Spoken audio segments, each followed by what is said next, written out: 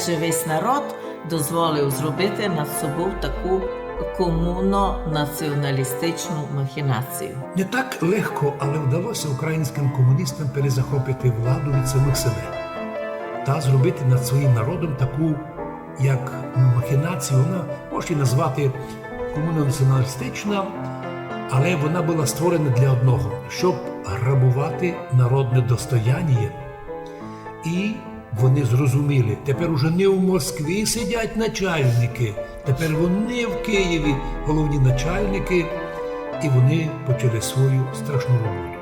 Ну, а щоб їм не мішали, то вони і створили старого КДБ, нових опричників, націоналістів, створили СБУ.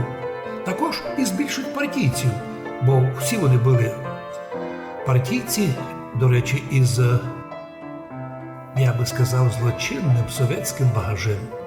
Ті на поміч спецслужби почали створювати собі своїх журналістів, політологів, а пізніше, і особливо останні 7-8 років, і вуличних людей, які в масках нападають на людей, мирних людей, наганяють страху на власних громадян, щоб ніхто не смів підняти голос проти влади, бо будуть покарані за свої злочини.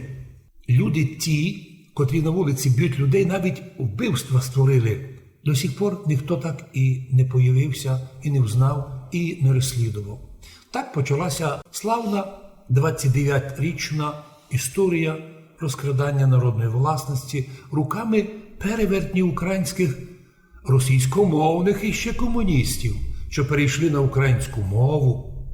Ой, дерибан народного достояння почався, і ще й до сьогодні він іде повним ходом, бо вже українські сьогодні патріоти добралися і до наших карпатських лісів, розпродали тоді комуністи, неонаціоналісти, все, що їм продавалося, флот, армію, зброю, заводи, фабрики, будівлі, комбінати, банки, готелі, та розкрадали народні збереження в ощадкасах, залишивши народ без збережень.